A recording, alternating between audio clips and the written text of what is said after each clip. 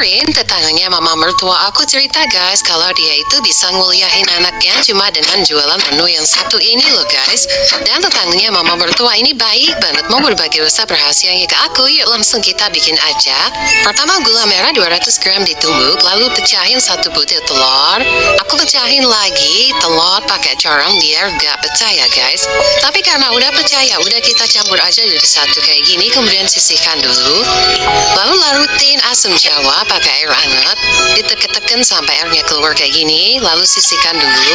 Aku juga iris-iris timun, aku pakai satu buah, dipotong jadi dua dulu, lalu diiris tipis dan dipotong panjang, lalu dipotong kotak-kotak kecil. Kalau udah kayak gini, sisihkan dulu. Lalu masukin tepung terigu pakai corong di wajan, aku pakai 125 gram, lalu aku campurin penyedap garam dan lada bubuk. Aku tambahin juga air 200 ml, baru aku nyalain kompornya sambil diaduk ya. Apinya pakai api sedang aja, diaduk sampai menggumpal kayak gini. Kalau udah menggumpal, masukin 200 ml air lagi, diaduk-aduk sampai tercampur dan mengental. Kemudian tambahkan sedikit minyak. Setelah itu sisihkan dulu sampai dingin ya. Sambil nunggu dingin, kita tumbuk bawang putih dan cabai sampai halus. Ini nanti buat sambal cukonya ya guys. Kemudian setelah dingin, baru campurin satu butir telur sambil diaduk-aduk merata.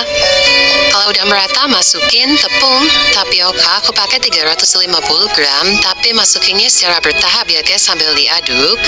Diaduknya sampai kalis. Biar cepet, aku ngaduknya pakai tangan aja.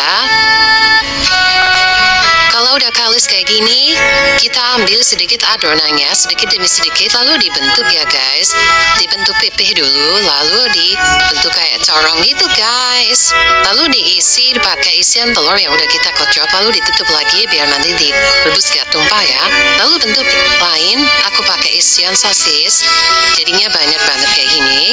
Lalu siapin air yang sudah dikasih minyak dan dipanasin. Kemudian masukin semua adonannya. Kalau udah matang, diangkat dan ditiriskan. Lalu siapkan wajan yang dikasih minyak, lalu panaskan dan digoreng ya guys. Kalau udah golden brown, diangkat dan ditiriskan. Lalu kita buat cukonya.